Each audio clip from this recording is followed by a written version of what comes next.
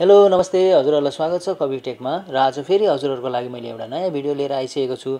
आजको भिडियो चाहिँ स्पेशली मैले वाइटी साथीहरुको लागि भनेर चाहिँ यो भिडियो बनाउन गइरहेको छु।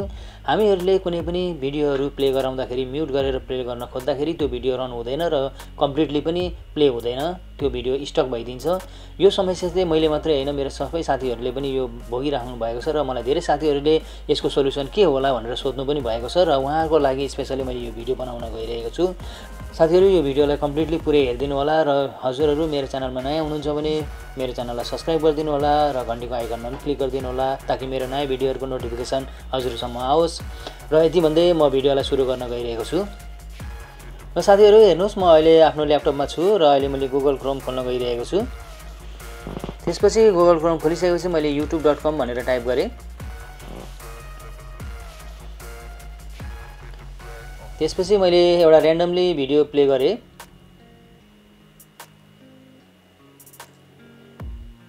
अब यो हेर्नुस् एक्जाम्पल, अब यो भिडियो मैले प्ले गरेर गइरहेको छु। अब मैले म्युट त यहाँबाट गर्छु, हेर्नुस् तल म्युट भन्ने अप्सन छ, त्यसमा म्युट गरेर म अरू कामहरु गर्छु या त अरू ट्याबहरुमा काम गर्छु भने यो भिडियो यसमा अड्किन्छ। हेर्नुस्, स्पेशली यो चाहिँ गुगल क्रोममा समस्या हुन्छ।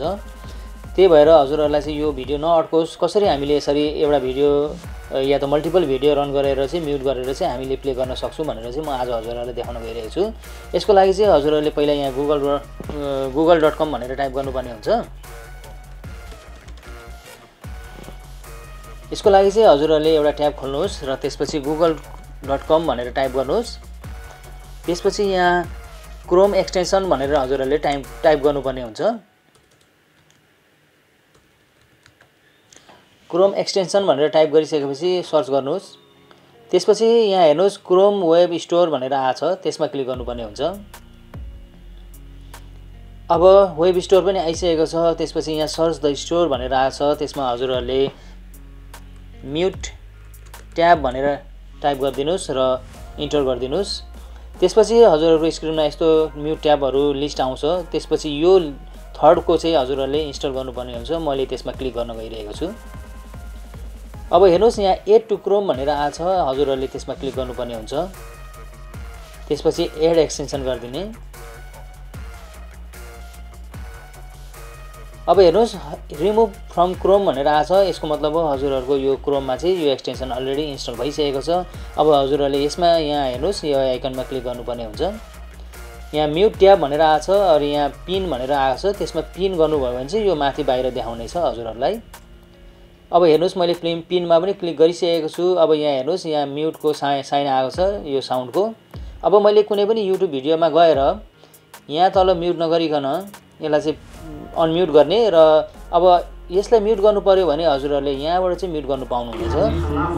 यहाँ हेर्नुस् मैले म्युट गरे भने यहाँ एम आउँछ र अनम्युट गरे भने यो म्युट चाहिँ हट्छ, त्यसपछि साउन्ड आउँछ। अब यसलाई मैले म्युट गरे, त्यसपछि मैले अरू भिडियोहरु पनि त्यसरी नै गरेर प्ले गरे भने हजुरहरुको यो भिडियो कम्प्लिटली रन हुन्छ र हजुरहरुले यसमा कुनै समस्या आउने छैन। र साथीहरु हजुरहरुलाई आजको भिडियो कस्तो लाग्यो? आजको भिडियो एकदम छोटो थियो तर युजफुल थियो हैन। हजुरहरुलाई राम्रो लाग्यो भने प्लिज लाइक शेयर कमेन्ट गरिदिनु होला र मेरो च्यानलमा नयाँ हुनुहुन्छ भने मेरो च्यानललाई सब्स्क्राइब गर्न नबिर्सिनु होला। म यस्तै रोचक भिडियोहरु हजुरहरुको लागि ल्याउने गर्दछु र आजलाई बिदा चाहन्छु। नमस्ते।